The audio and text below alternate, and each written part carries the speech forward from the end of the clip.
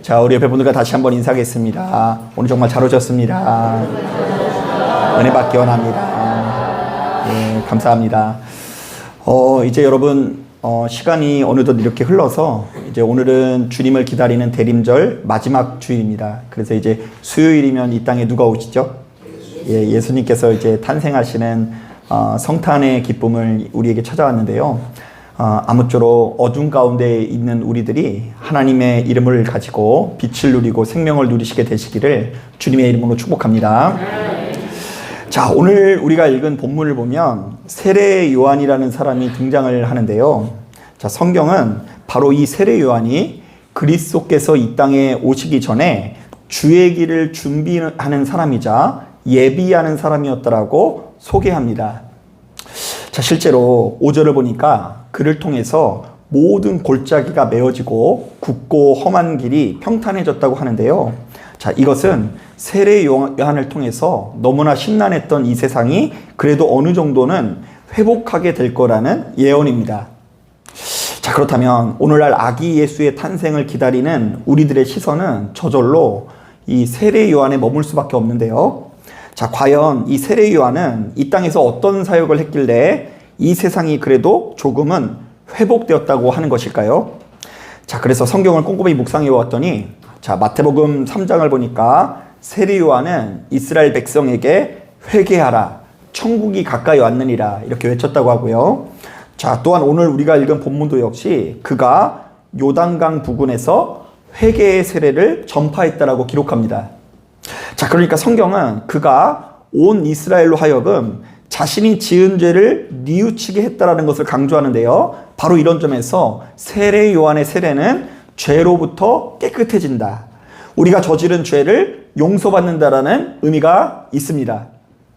자, 그런데 교회를 다니는 우리들에게도 사실은 이 같은 이야기가 그리 낯설지만은 않은데요. 왜냐하면 오늘날 우리들도 교회를 다니면서 회개해야 된다라는 이야기를 사실은 너무나 많이 듣기 때문입니다. 자, 하지만 냉정하게 말해 오늘날의 우리들의 회개 생활은 주로 감정적인 요소에 초점을 맞춘 경우가 많은데요. 자, 예를 들면 이왕이면 그냥 기도하는 것보다 눈물을 펑펑 쏟으면서 기도하면 더 능력 있는 기도를 한 것 같죠? 안 그러세요? 그리고 이왕이면 기도하는 중에 이전에 누리지 못했었던 이 평안한 마음이 내게 찾아왔을 때 우리는 조금 더 능력 있는 기도를 했다라고 여기곤 합니다. 하지만 오늘 우리가 읽은 본문을 보니까 그에 못지않게 중요한 요소가 또 한 가지 소개되고 있는데요. 자, 먼저 우리 다 같이 7절, 8절 말씀 같이 한번 읽어보겠습니다. 시작. 요한이 세례를 받으러 나오는 무리에게 이르되 독사의 자식들아, 누가 너희에게 일러 장차 올 진노를 피하라 하더냐. 그러므로 회개에 합당한 열매를 먹고 속으로 아브라함이 우리 조상이라 말하지 말라. 내가 너희에게 이르노니 하나님이 능히 이 돌들로도 아브라함의 자손이 되게 하시리라. 자, 말씀 보니까 세례 요한이 세례를 받으러 나온 무리들을 아주 강하게 꾸짖는 장면이 나오는데요. 자, 우리의 상식으로는 예루살렘에 있는 위정자를 따르지 않고 바로 이렇듯 요한에게 나와서 세례를 받는 사람들을 엄청 이뻐해 줘야 될 것 같지 않습니까? 자, 예루살렘에 이미 예배가 있어요, 없어요? 예, 거기에 짐승의 생명을 바쳐서 드리는 예배가 매일같이 드려지고 있어요. 자, 그런데 예루살렘에 가지 않고 요단강에 나와서 세례를 받고자 하는 사람들을 이뻐해야 될 것 같은데 세례 요한은 이들에게 독사의 자식들이라고 하면서 아주 강하게 책망하는데요. 자, 그 이유는 아주 간단합니다. 이스라엘 백성들이 회개에 합당한 열매는 조금도 맺지 못하고 세례라는 그 행위 자체에 큰 의미를 부여했기 때문입니다. 자, 그들은 너무나 능력 있어 보이는 세례 요한의 손길이 자신의 몸에 머리에 닿는다라는 것에 의미를 부여하고요. 심지어 세례를 받으면서도 어떤 자부심을 갖고 있냐면 내가 아브라함의 자손이라는 자부심에 취해 있는 것을 볼 수 있습니다. 자, 주님께서는 바로 이런 이스라엘 백성들에게 이렇게 말씀하십니다. 한번 따라해 보겠습니다. 너희는 회개에 합당한 열매를 맺으라. 자, 그런데 많은 분들이 바로 이런 종류의 이야기를 들으면 주로 착한 행실을 떠올리는데요. 자, 그러니까 복음을 영접한 우리들은 세상 사람들보다 훨씬 더 도덕적이고 의로운 삶을 살아야 한다라는 가르침으로 여긴다라는 것이죠. 사실 이것도 충분히 일리 있는 얘기인데요. 제가 이런 종류의 이야기만 하면 기억나는 것이 있습니다. 제가 이제 코로나 기간 동안에 사건이 있었는데요. 자, 몇 년 전에 코로나 기간에 우리 교회에 성도님도 없고, 그리고 저 혼자 이렇게 예배를 준비하다가 좀 출출해서 그 위에 편의점을 갔거든요. 근데 거기서 이 청년 둘을 만났는데 얘네들이 그 뭐 라면인가를 먹으면서 아주 목사 욕을 아주 신나게 하고 있더라고요. 가만히 들어보았더니 그때 어떤 사건이 있었냐면, 한 목사 부부가 나이지리아에 선교를 다녀왔다가 오미크론이라는, 되게 오랜만에 들어보죠. 그 오미크론이라는 신종 변이에 감염되었는데 자신의 동선을 솔직하게 말하지도 않고 증세가 있다는 걸 숨기지 않고 돌아다녔다가 이 방역막이 뚫려가지고 오미크론이 우리나라를 이렇게 굉장히 사로잡을 거라는 그런 소식이 퍼졌기 때문입니다. 그래서 이 청년들이 그 얘기를 하면서 뭐라고 하냐면, 좌우지간 목사 새끼들은 다 죽어야 된다고 하는데 그 자리에 있던 목사가 얼마나 그냥 기가 죽었는지 모릅니다. 아, 나도 조심해야 되겠다. 자, 그런데 엄연히 따졌을 때 이것은 기본 상식이죠. 제가 목사여서가 아니라 예수 믿는 우리들이 세상 사람들보다 더 윤리적이고 도덕적인 삶을 살아가지 않으면 주변에 있는 사람들이 여러분들을 대단하게 생각하지 않고 욕할 거예요. 아니, 예수 믿는데 어떻게 저렇게 불의할까? 예수 믿는데 어떻게 저렇게 뻔뻔할까 하면서 여러분 주변에서 여러분들을 욕할 수 있어요. 그러니까 우리는 회개에 합당한 열매를 맺으라는 말을 듣고, 아, 우리가 세상 사람보다 더 나은 의로움이 있어야 된다는 말씀으로 해석하는 것은 적절해 보입니다. 자, 그런데 오늘 우리가 읽은 본문을 보니까 이 회개에 합당한 열매라는 것을 조금 더 구체적으로 우리에게 소개하고 있는데요. 자, 오늘날 우리들이 바로 이것을 이해하기 위해서는 10절부터 14절에 나오는 메시지를 알아야 됩니다. 자, 먼저 좀 어렵더라도 한번 읽어볼게요. 10절부터 11절 말씀 같이 한번 읽어볼게요. 10절, 11절 시작. 무리가 물어 이르되 그러면 우리가 무엇을 하리이까? 대답하여 이르되 옷 두 벌 있는 자는 옷 없는 자에게 나눠줄 것이요 먹을 것이 있는 자도 그렇게 할 것이니라 하고, 저는 그래도 이 요한에게 찾아온 사람들이 굉장히 신실하다고 보는데요. 세례 요한이 독사의 자식들아 이랬는데도 도망가지 않고, 아, 그러면 우리가 뭘 해야 되죠? 이렇게 묻고 있어요. 기적이죠. 벌써 성령 받은 거예요. 자, 그런데 그렇게 묻고 있는 사람들에게 요한이 너희가 진정으로 하나님께 회개를 했다면 주변에 있는 사람들과 나누는 삶을 살아야 된다고 말합니다. 자, 한번 따라해 보겠습니다. 나누는 삶이 열매 맺는 삶이다. 그러니까 예수 믿는 사람들이 움켜쥐면 안 된다라는 거예요. 움켜쥐지 말고 나누는 삶을 살아야 된다. 그게 열매다. 자, 계속해서 12절부터 13절도 한번 읽어볼게요. 시작. 세리들도 세례를 받고자 하여 와서 이르되 선생이여 우리는 무엇을 하리이까 하매 이르되 부가된 것 외에는 거두지 말라 하고. 자, 이번에는 세리들이 찾아와서 세례를 받고자 하는데요. 여러분들이 잘 아는 것처럼 이 세리라는 존재는 이스라엘 안에서 매국노 같은 존재 아닙니까?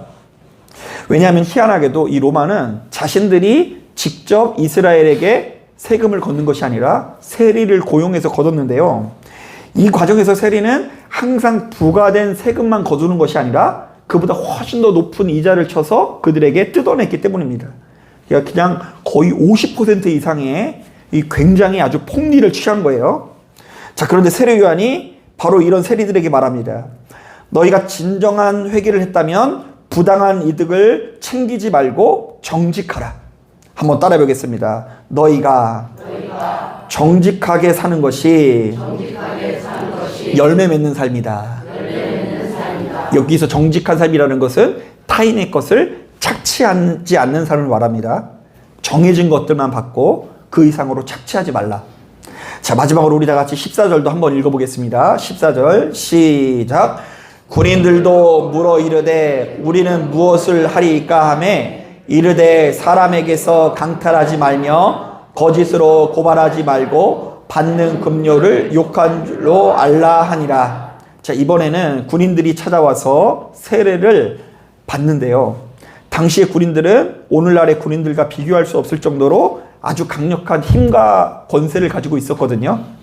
그래서 군인들은 자신이 가진 힘과 권세를 이용해서 타인이 가지고 있는 재산을 강탈하는 경우가 많았다고 해요. 자, 그런데 세례 요한은 이런 군인들에게도 권면합니다. 한번 따라해 보겠습니다. 강탈하지 않는 삶이 열매 맺는 삶이다. 자, 그러니까 요한은 크게 세 가지를 요구하고 있죠. 너희는 예수를 믿었다고 한다면 주변 사람들과 나누는 삶을 살라. 자, 두 번째, 너희는 정직하게 세금을 거두고 주변에 있는 사람들에게 있는 것을 착취하지 말라. 자, 세 번째, 너희는 무엇을 하지 말라고요? 힘으로 강탈하지 말라.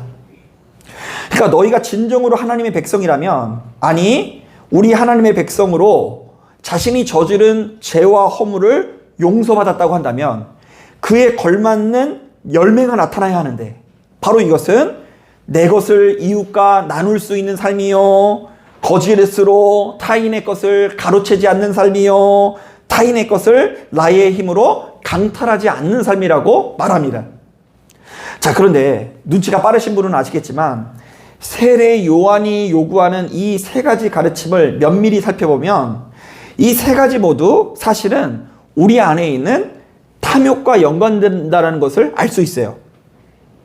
여러분, 우리가 주변에 많은 사람들에게 나누지 못하는 것은 엄연히 따졌을 때 무엇 때문이죠? 욕심 때문이에요. 욕심 때문에 지배를 받으니까 나누지 못하는 것이고요. 우리가 욕심이 가득하니까 거짓으로 타인의 것을 가로채는 것이고요. 탐욕에 사로잡혀 있으니까 힘과 권세를 가지고 다른 사람의 것을 가로채는 것이죠. 강탈하는 것이죠. 그러므로 너희들이 회개하는 삶을 살았다고 한다면, 너희 안에 있는 죄된 기질을 이겼다고 한다면 이제 더 이상 욕심의 지배를 받지 말고 욕심을 넘어서서 하나님께서 너희에게 요구하는 새로운 가치를 발견할 수 있어야 된다는 이야기를 하는 거예요. 자, 그래서일까요? 주님께서도 당신의 백성들에게 이렇게 말씀하십니다. 한 사람이 두 주인을 섬기지 못할 것이니 혹 이를 미워하고 저를 사랑하거나 혹 이를 중히 여기고 저를 경히 여김이라. 너희가 하나님과 재물을 겸하여 섬기지 못하느니라. 자, 이것은 하나님을 믿는 우리들은 둘 사이에서 항상 어떤 방식으로든 선택을 해야 된다는 것인데요. 누군가가 찾아와서 너 돈 할래 하나님 할래 라고 물어봤을 때 여러분들은 무엇을 선택해야 된다고요? 하나님을 선택할 수 있는 것이 진짜 믿음이라는 이야기를 하는 거예요. 실제로 여러분, 그 이스라엘 그 사해 근처 유대 광야에 템 아라드라는 그런 지역이 있는데요. 언젠가 이곳에서 고대 이스라엘 백성들이 섬기던 지방 성소가 발견이 돼서 크게 화제가 되었습니다. 자, 그러니까 원래 이스라엘 백성들은 이스라엘 안에서 성소가 몇 개 있어야 돼요? 원래는 하나 있어야 돼요. 예루살렘 안에 하나 있어야 되는데 거기 자주 못 가니까 곳곳에 지방 성소를 만들었는데 그 지방 성소 하나가 모래더미에 묻혀 있다가 새롭게 발견이 된 거예요. 자, 그런데 흥미로운 것은 그곳에 지성소에 가보면 두 개의 분향단이 있었는데요. 분명히 성전은 하나님께 예배를 드리는데도 불구하고 그 두 분향단이요, 하나는 하나님을 위한 것이라고 써져 있고요, 또 다른 하나에는 풍요의 여신 아세라를 위한 것이라는 문구가 쓰여 있었대요. 여러분, 오늘날 그렇게 예배드린다고 생각해 보세요. 제가 왼쪽에서는 설교를 하고 오른쪽에는 부처님 불상이 하나가 있고, 그러면 예배가 더 은혜로울 것 같으세요? 여러분, 바로 이런 고고학적인 이 증거들을 보면 성경의 시대에 이스라엘 백성들이 우상숭배했다라고 우리에게 이 증언되고 있는데요. 그런데 이때 우상숭배라는 것은 하나님을 아예 내버리는 우상숭배를 말하지 않습니다. 그들은 바알과 아세라를 섬기는 그 시대에도 사실은 하나님을 섬겼어요. 자, 그런데 문제는 뭐냐면 하나님도 섬기고 아세라도 같이 섬기는 게 문제고요. 이른바 이스라엘 백성들은 전능하신 하나님과 함께 돈의 신을 겸하여 섬기는 것이 문제였다라는 것입니다. 자, 그런데 세례 요한은 우리가 바로 이런 선택의 갈림길에서 너희는 하나님의 자녀로서 돈이나 물질의 노예가 되지 말라고 권면하고 있는데요. 우리 다 같이 따라해 보겠습니다. 탐욕에 노예된 사람은 하나님의 나라에 들어갈 수 없다. 한 번 더 따라하겠습니다. 물질을 주인 삼은 사람은 하나님의 나라를 누릴 수도 없다. 자, 이런 점에서 정말 공감이 가는 이야기가 있습니다. 그 퓨 리서치 센터가 17개의 선진국을 대상으로 다음과 같은 설문조사를 했다고 합니다. 당신의 삶에서 가장 의미 있는 요소는 무엇입니까? 자, 전 세계에서 가장 선진국인 17개국 그 나라한테 당신의 삶에서 가장 의미 있고 가치 있는 것은 무엇입니까? 라고 물어봤더니, 그랬더니 돈이라고 대답하는 비율이 1위를 차지하는 나라는요, 이 17개의 나라 중에 어느 나라밖에 없을까요? 어떻게 아셨어요? 우리나라밖에 없었어요. 그러니까 나라가 못 살 때는 상관이 없는데 다 잘 사는 나라 17개국을 대상으로 조사를 했더니 내 삶에 있어서 가장 의미 있고 중요한 것은 돈이라고 말하는 나라가 의외로 우리나라밖에 없대요. 자, 그리고 놀라운 것은 뭐냐면 이 응답을 하는 방식도 특이했는데요. 다른 나라는 대부분 복수 응답을 했거든요. 하나만 골라 그러면 하나는 못 고를 것 같은데 그거 2개 고르면 안 돼요? 그래서 고르라고 했더니 복수로 응답을 했는데 한국은 무려 62%의 응답자가 이 질문을 받고 딱 하나만 택했는데 그게 뭐라고요? 돈이었대요. 유일무이한 가치라는 거예요. 자, 참고로 17개 선진국 평균 응답에서 사람들이 가장 중요하게 여기는 가치는 가족이었어요. 1위가. 우리 사회에서 가장 중요한 가치는 가족이다. 2위는 직업. 그러니까 우리는 빨리 모아놓고 그만두는 게 우리 미덕이죠. 그런데 그들은 죽는 그 순간까지 자기가 의미 있게 할 수 있는 그 직업을 갖는 것을 중요하게 생각했다고 하고요. 4위는 친구 관계. 그 좋은 사람들이 내 곁에 있는 거, 이거 되게 중요하게 생각했대요. 그리고 스페인은 건강을 꼽았다고 하고요. 대만은 사회를 가족보다 중요한 가치로 꼽았다고 합니다. 자, 그런데 이거 흥미로운 것은 17개 선진국 중에 신앙을 가장 중요한 가치로 여긴 나라는 의외로 미국이었는데요.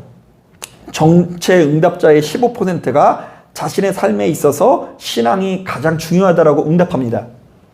하지만 이에 반해서 우리나라 사람 중에 신앙이 중요하다고 답한 비율은 겨우 1%에 불과하다라고 1%에 불과하다라는 결과가 나왔습니다.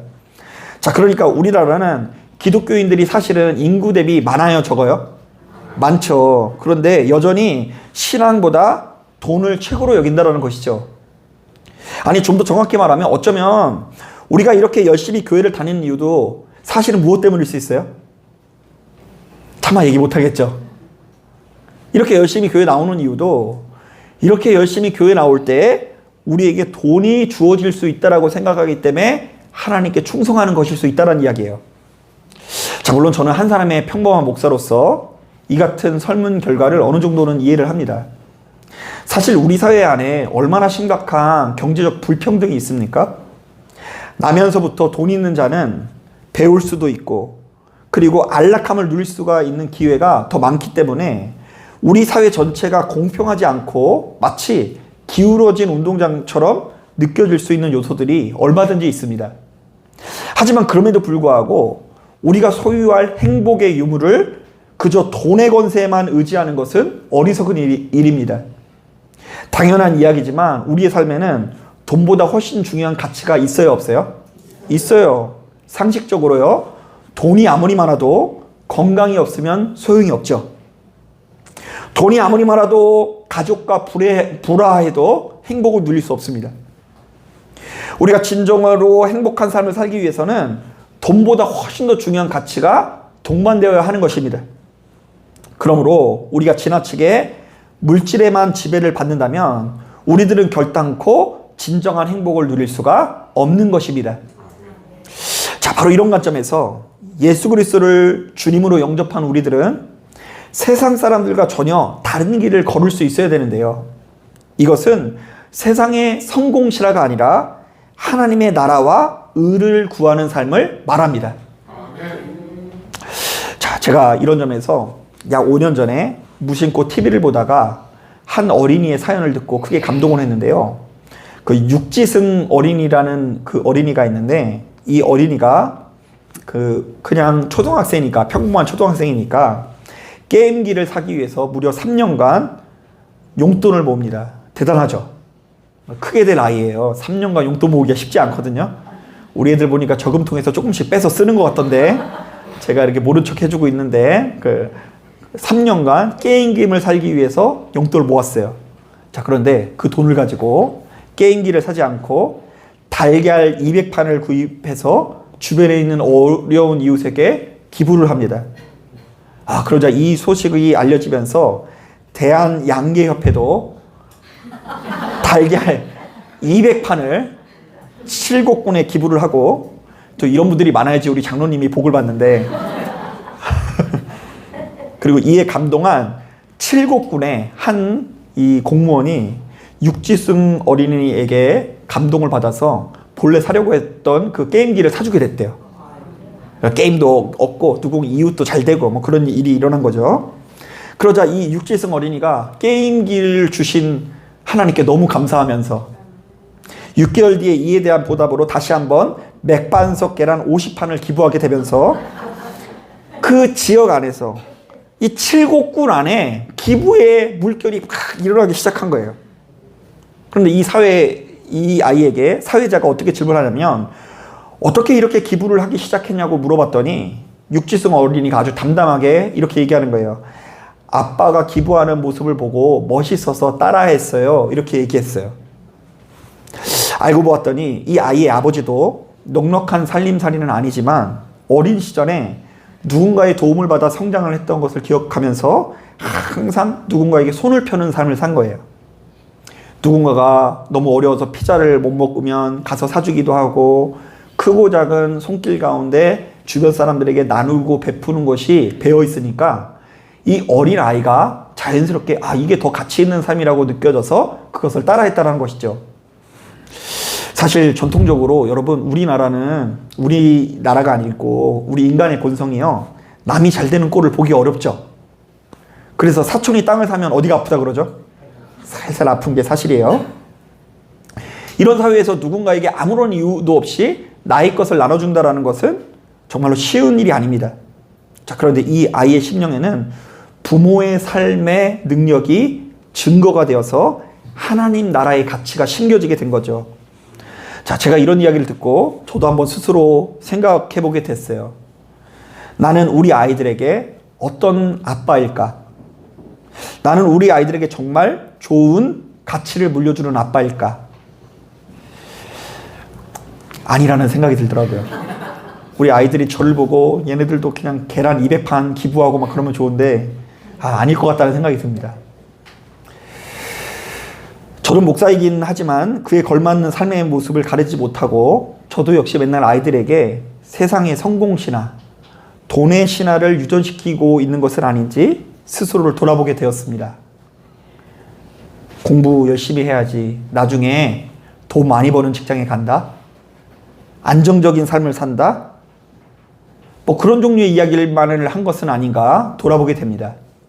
실제로 예수 믿는 우리들이 겉으로는 예수 이름을 부르지만 결정적인 순간마다 돈에 벌벌 떨지 않습니까?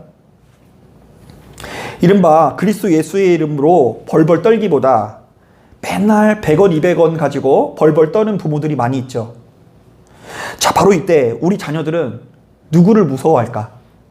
엄마가 입술로는 예수 하는데 정작 삶에서 벌벌 떠는 건 뭐라고요? 100원, 200원이에요. 그럼 이 자녀가 우리의 주인 되시는 예수님께 나올까? 아니면 돈에게로 갈까? 이 자녀들이 어디로 갈 것 같아요? 여러분, 예수 믿는 우리들이 돈을 지나치게 크게 여겨서는 안 됩니다.